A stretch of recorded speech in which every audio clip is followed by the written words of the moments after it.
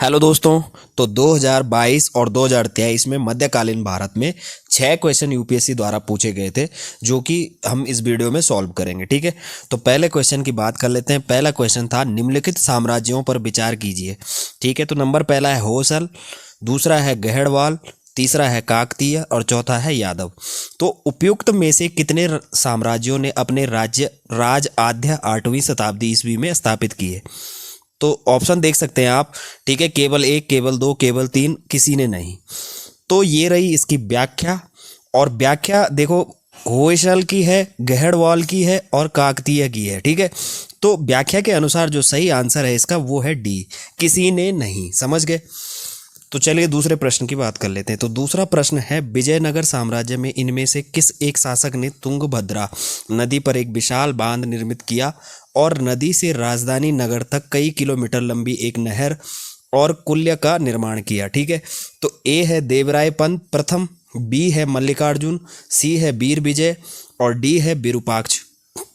तो ये रही इसकी व्याख्या, और व्याख्या के अकॉर्डिंग जो सही आंसर है वो है उत्तर ए, देवराय प्रथम। ठीक है, अच्छा तीसरे क्वेश्चन की बात कर लेते हैं। तीसरा क्वेश्चन है मध्यकालीन गुजरात में इनमें से किस एक शासक ने दीव को पुर्तगालियों के सुपुर्द कर दिया? ठीक है, तो ऑप्शन है ए अहमद शाह, बी है महमूद बेगड़ा, सी है बहादुर शाह और डी है मोहम्मद शाह। तो ये रही इसकी व्याख्या, और व्याख्या के अकॉर्डिंग जो सही आंसर है वो है सी, बहादुर शाह। ठीक है, तो ये 3 क्वेश्चन 2023 में पूछे गए थे। अब 2022 के क्वेश्चन पे बात कर लेते हैं। तो 2022 का पहला क्वेश्चन था कि मध्यकालीन भारत में शब्द फणम किसे निर्दिष्ट करता था? पहनावा को, सिक्के को, आभूषण को और हथियार को। ठीक है, तो इसकी व्याख्या देखते हैं। व्याख्या देख सकते हैं आप लोग, इसका स्क्रीनशॉट ले लीजिए। और व्याख्या के अनुसार जो सही आंसर है वो है इसका बी, सिक्के को क्या कहा जाता था? फणम। ठीक है, फणम से भी निर्दिष्ट करता था। ठीक है, तो याद रखना इस चीज़ को। दूसरा प्रश्न है भारतीय इतिहास के संदर्भ में निम्नलिखित कथनों पर विचार कीजिए। तो नंबर 1 है भारत पर पहला मंगोल आक्रमण जलालुद्दीन खिलजी के राज्यकाल में हुआ। दूसरा है अलाउद्दीन खिलजी के राज्यकाल में एक मंगोल आक्रमण दिल्ली तक आ पहुंचा और उस शहर पर घेरा डाल दिया। तीसरा है मोहम्मद बिन तुगलक मंगोलों से अपने राज्य के कुछ उत्तरी पश्चिम भाग अस्थायी रूप से हार गया था। ठीक है, तो उपयुक्त कथनों में से कौन सा कथन सही है? ठीक है, तो हमें ये बताना है। तो इसकी व्याख्या देख लेते हैं।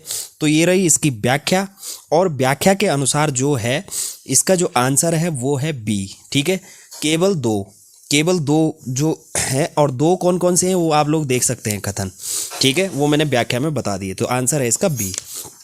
तीसरे क्वेश्चन की बात कर लेते हैं। तीसरा क्वेश्चन है इसका, भारतीय इतिहास के संदर्भ में निम्नलिखित में से कौन कुलाह दारन कहलाते थे? कुलाह दारन। ठीक है, तो ऑप्शन है अरब व्यापारी, कलंदर, तीसरा है फारसी खुशनवीस और डी है सैयद। ठीक है, तो ये 4 ऑप्शन दिए हुए हैं।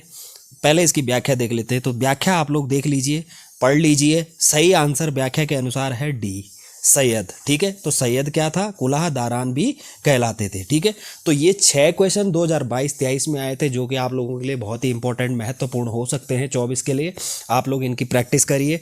ठीक है, आगे भी मैं इस तरह के क्वेश्चन आप लोगों को प्रोवाइड कराता रहूँगा रेगुलर। ठीक है, धन्यवाद। वीडियो अच्छा लगेगा तो लाइक ज़रूर करना। धन्यवाद।